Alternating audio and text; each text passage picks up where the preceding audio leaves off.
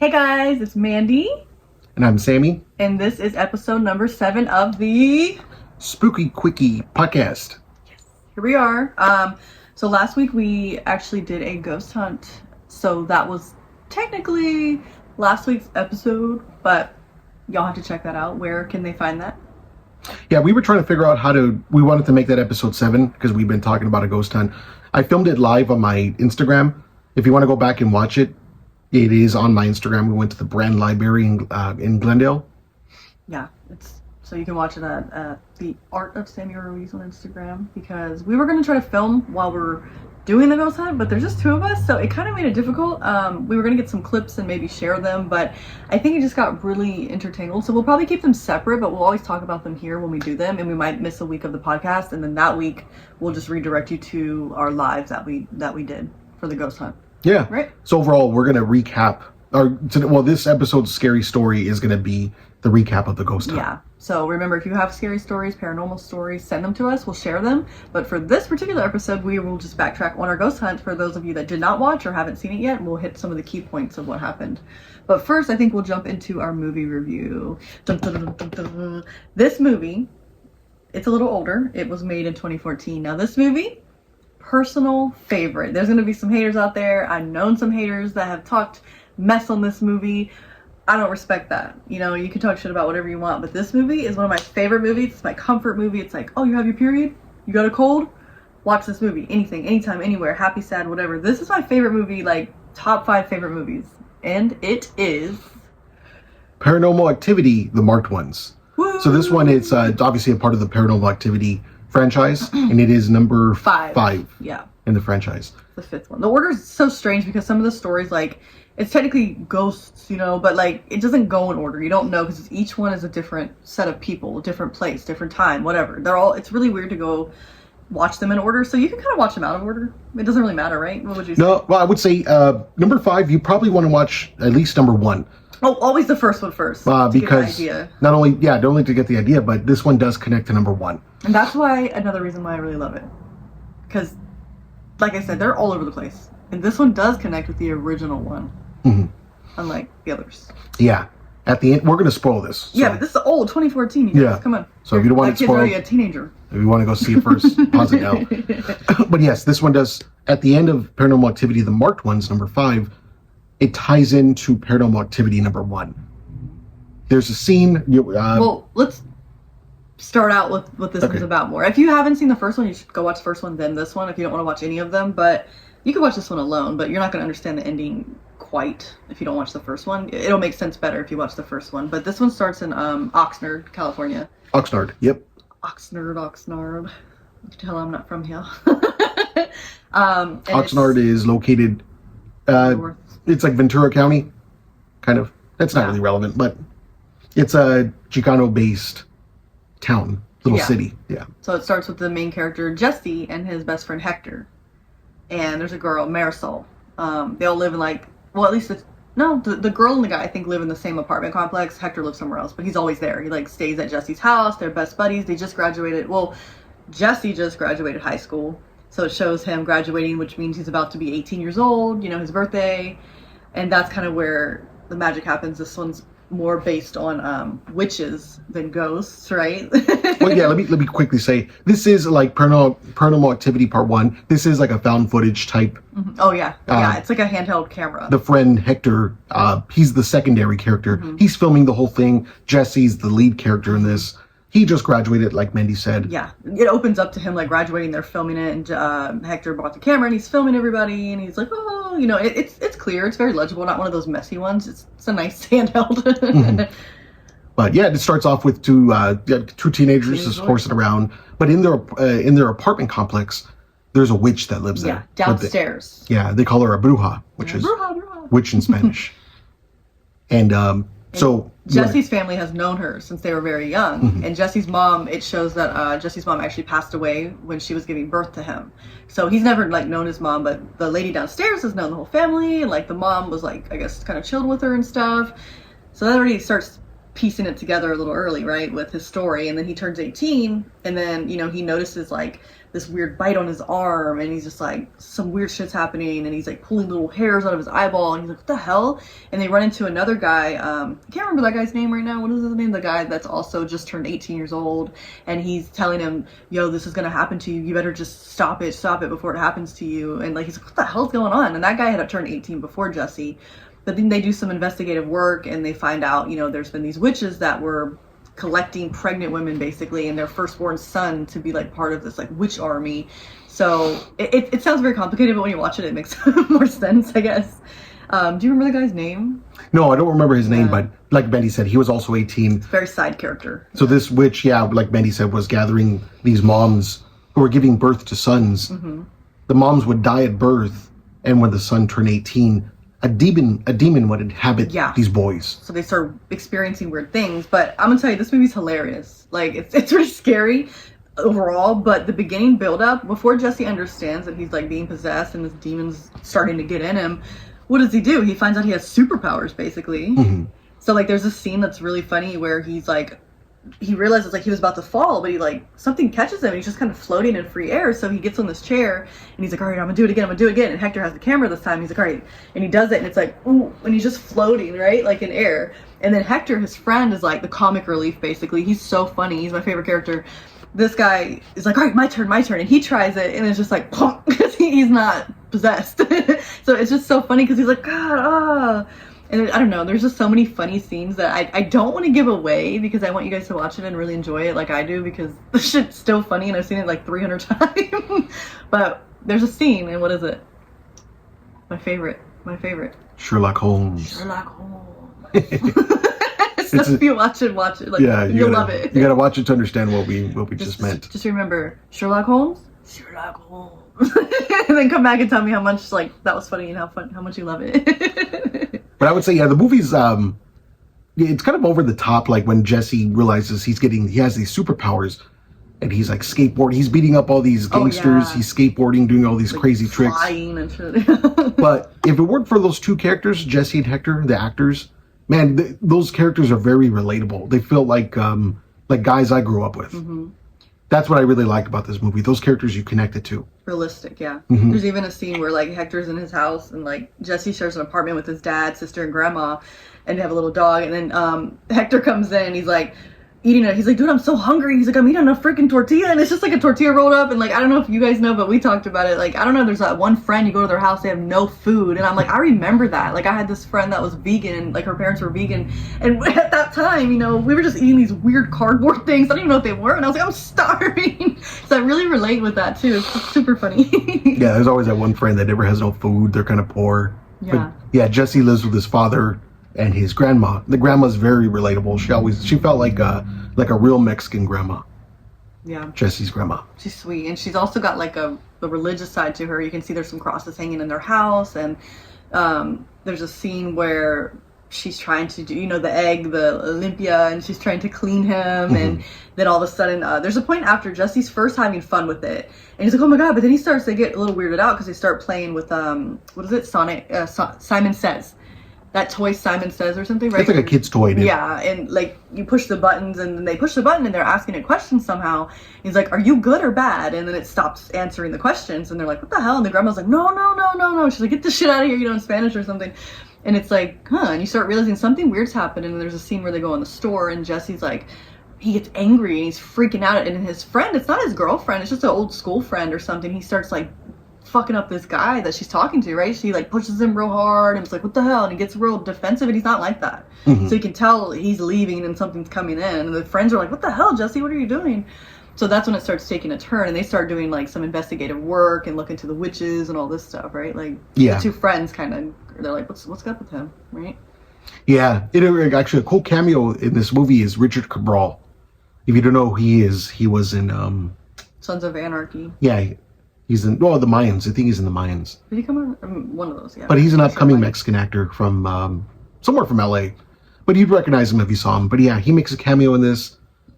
He plays one of the gangsters. He's like a brother of one of the other kids. The guy I was telling you about that's like, oh, Jesse, you better stop it. It's coming for you. Someone that had just turned 18. Yeah. So it's his brother. And they go to ask him because I'll just give it away. That brother ends up killing himself, and then that's why they're like, what the hell? So they go and talk to this brother, like, what happened? Like, why did he tell Jesse this? They're having the same symptoms. What's going on? And then he just relays some phone number of one of the girls he was talking to. It's like someone that knows about these witches, and then she gives them some valid information. Marisol, or the sister, was it the sister? He also has a sister, Jesse, but there's two girls, and then there's Hector, and they go and they talk to this girl that's been researching the witches. So they start realizing, wow, these are witches. And they find out the lady downstairs, the one they're calling Bruja, like took all these women and made like an army of like sons, you know, to be possessed. And that's when they get into it. And then at some point Jesse gets kidnapped, right? Yeah, Jesse gets kidnapped. It doesn't really show by who. The witches. At the end you do realize it's that coven of witches who kidnaps the Jesse. Yeah. But tying what I was previously saying about Paranormal Activity 1 is at the end of the movie they end up at the Paranormal Activity 1 house. Yeah. So it's Hector, because they're trying to find Jesse because Jesse got kidnapped. Mm-hmm. Hector and all the gangsters, and Richard Cabral's one of the gangsters. And I want to say these gangsters look like real gangsters. Sometimes in movies they look like cliche. Yeah. I can tell because I grew up around a lot of gangsters. These guys really look like it, so I thought that was a cool detail. Mm-hmm. But they end up at the house, and the house is like a weird time warp. So there's a scene where Hector is like, you know, scared, looking around the house. He's getting chased by witches, and he ends up. He goes through a weird door. Is what it is. He goes through a door. It's like a time warp, but he ends up in Paranormal Activity 1, where Mika and Katie. Yeah. Katie's already tripping out, and she's screaming because she sees Hector. And you'll remember that scene in the first movie. You're like, what happened? What was that? And then it ties in. This was the park, so it's like a time warp where we don't really get all the information of the dates and times, but somehow he ended up Katie and Mika's house, and then he's running from Jesse because Jesse's turned full evil, and he opens this weird ass door, and when he goes through, it's that house, and then you're gonna be like, wow, that's from the first movie. So it's kind of cool. I like that. Yeah, I would say that's the only reason why you'd have to watch part 1. But I think overall, this movie really, I don't know who it was directed by. Do you know? Because it really felt like it was directed by a Mexican guy. Christopher Landon. I don't think so. I don't know. He must have had some Hispanic consultants. Yeah, because it maybe really he's from the area. It really felt like a legitimate Mexican horror movie. All the details were good. I think it's so good, and you're hearing that from a Mexican guy, and then I'm a white girl that also really loved it. So I mean, if we're both liking it, it must be something to it, right? Like, I don't know. People hated on it. I know people that are like, oh no, that anything after the first one. Look, I get it. I can be one of those people too. But this movie is so fun. It's hilarious, relatable, realistic. Like he said, so many things. Like if the only thing that gave it away, that Richard Cabral. Mm-hmm. He's the only one I was like, wait, that's an actor. I've seen him in other movies. If I didn't see him, I would think someone really filmed this shit. Mm-hmm. I would be like, this is some scary shit. Somebody really went out there and filmed it. Yeah, those actors, man, I don't know why you don't see them in more stuff. Yeah. They were really good. They're good. I think Hector's in some commercials. I'm like, boy, you are the funniest. He's in a California lottery commercial. Yeah, I'm like, he's too funny. Y'all are going to love him. But I don't know. If y'all haven't seen it, y'all need to see it. I highly recommend. One of my favorite movies. Top 5, top 10 maybe. Yeah, I gotta say, the scary factor, it's not the scariest movie, but it's a very fun movie. Watch it at night. Watch it in the dark. It's a fun movie to watch with your friends. It's spooky. It's fun. Yeah, that's why one of our favorites for that reason.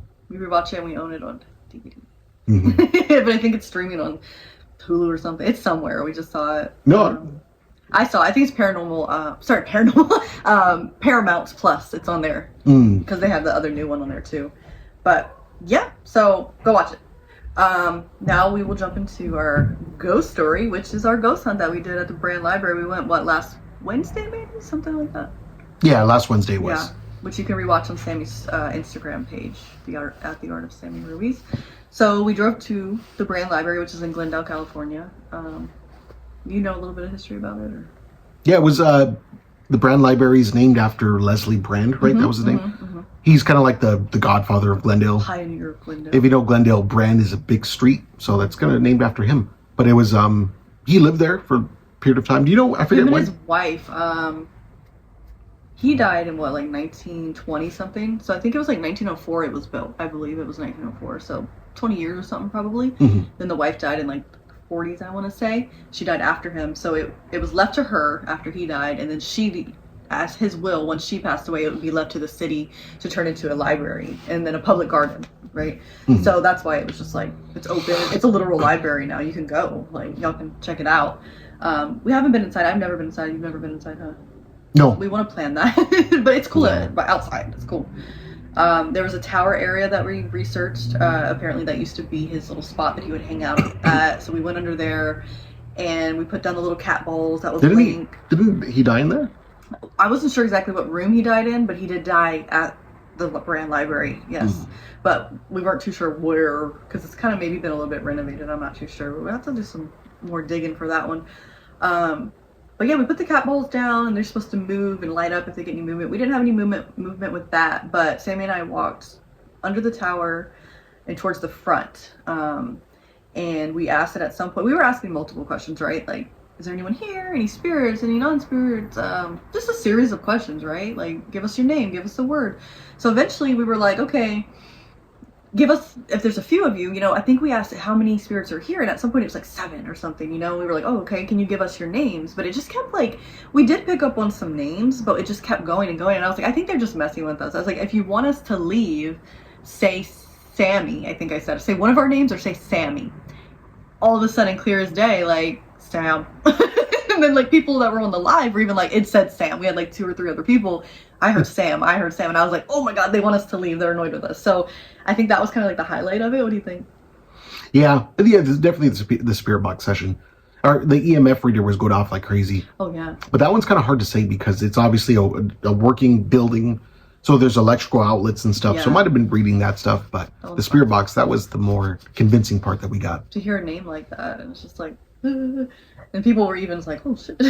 So, and it's just very, it was a little bit rainy that night too, and then we saw a coyote, or was it a coyote? Yeah, we saw a coyote on the outside. They're, not harmless pretty much. I don't know. He left us. He was harmless because he didn't come at us. He was like, whatever.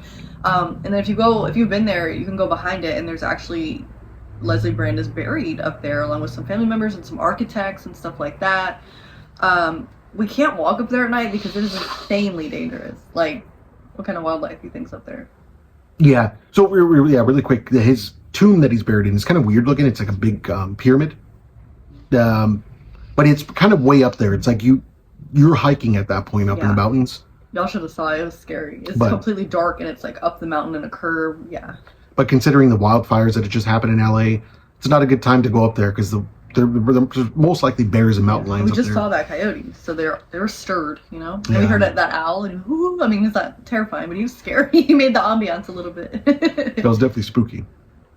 But yeah, we didn't go as far as his tomb, but I have been up there before. Okay. It was it's creepy. Yeah. No, not went at night one time. Oh, you went with a group of people though. Like, we need to be prepared. Mm-hmm. I'm down to do it, but that night was not the night because I'm pretty sure there was some bears, something up there. But there's like an old doctor's house behind the Brand Library, some creepy statues. Like, it's an eerie feeling. It definitely feels like there's like something there. And what we got, it just sounds like it's so old and settled that the spirits might just want to be left alone. Because what we got was someone literally like, Sammy, Sam. It's like, oh, you want to be left alone? Say our name, Sam. So I was like, okay, we're just gonna respect that. So at that point, we kind of walked around the back, and that's when we went to like the doctor's house area and just kind of looked around. I don't know if anything else stood out other than like the ambience of it. Like, it was pretty creepy. Yeah, it was creepy, the spirit box, but I think that was about it. That was the big moment. You go out on these things a million times, and sometimes you'll get nothing. You won't get a spirit box reading. You won't get the meter going off. So this was something to have a name actually said that people heard and witnessed on our live. That was creepy enough. Just dark, stormy night. It was creepy. But they do say, like, the inside, there's apparently a picture of Brand inside, and they say that when you go in there, it's just like you could feel him, just his eyes beating at you. So I would like to make a trip inside soon and see if we feel anything inside, because we were directly by the window when we were asking those questions, kind of talking into the window. There was a whole seating arrangement right there, right? It looks like a old living room set. Mm-hmm. And that's when it said it. So I'm almost wondering if like they're inside or something. So maybe there's a series of spirits that kind of linger in the indoors.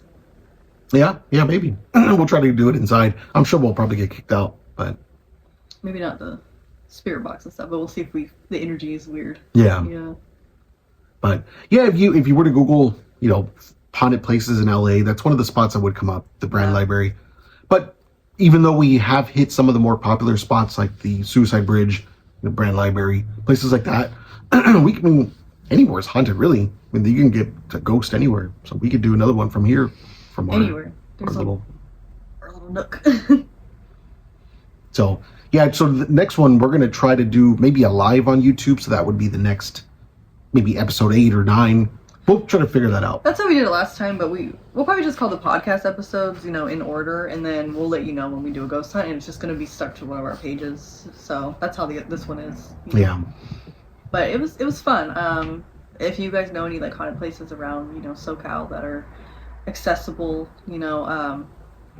yeah, we like to continue to do these a little bit more often. So we just got to build a list so we can be prepared and kind of keep a good steady pace of them.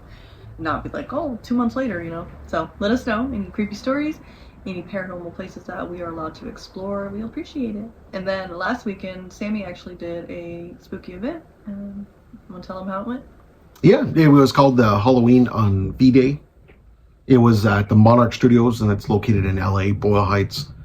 But it was fun. Yeah, it was put on by our friend Chris from the Bleach Cafe.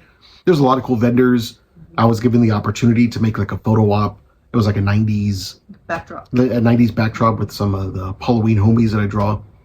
Came out really nice. But it was fun, yeah. It wasn't as big as a big convention like Creepy Con or Midsummer Scream. But had a good turnout though. There was a line and lots of cosplayers, foods. They had music, comedy show, candle making, different coffee shops. It was cool. I thought I had a good time. I made a little video on my page if you guys want to check that out with some of the stuff that I recorded, the photo ops and stuff. Mm-hmm.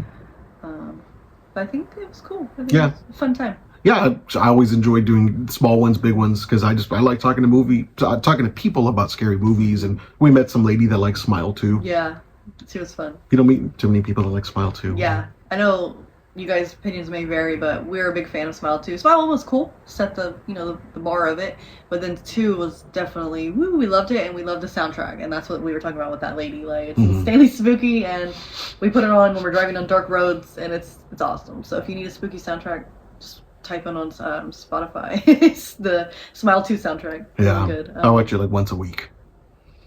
He does. I'm like, who just started this again? But yeah, maybe we'll review that one soon. Do it? I don't think we did. I don't think we did, but I think we're going to just start giving away stuff. So if you come into our podcast and we're like, hey, we're just going to review this brand new movie, we'll tell you ahead of time, click out and come back after you watch it. But it's too hard to review movies that are new because it's like you guys are going to be like, you spoiled it. And I'm going to be like, why'd you watch this? So I want to spoil it, don't you? When we watch stuff. Because we tried that with Heretic, and we should have just spoiled it and said, hey, we're going to spoil it. Stop it now. Get out of here. Because it leaves it. I'm not very good at giving spoiler-free film reviews. I'm going to give something away. Yeah, we're going to tell. Yeah, she died. Oh, fuck.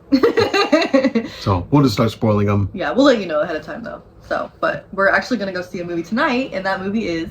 The Monkey. The Monkey. It's the first night out. It was the latest goddamn showtime because it's the only showtime, and we have work, but we're going to go because we really want to see it. So the next episode, we're going to do The Monkey. Yeah, we're going to spoil it. We're going to spoil it. So... Try to remember when I can, but yeah, I'm going to take notes and just be ready because I'm going to give it all away. So go watch it now with us today, tomorrow. You got a week to watch it. Let's see what you think. But I've heard really good reviews. I've seen even Stephen King was like, so he said it was batshit crazy. Yeah, so I'm excited. That's cool for him because he's batshit crazy, huh? Yeah, I'm gonna eat my little Dorito nachos, my little blankie. I'm gonna snuggle on this guy right here, if he allows me. And we're gonna watch The Monkey. But we will stay tuned with that, and we will talk to you guys next week.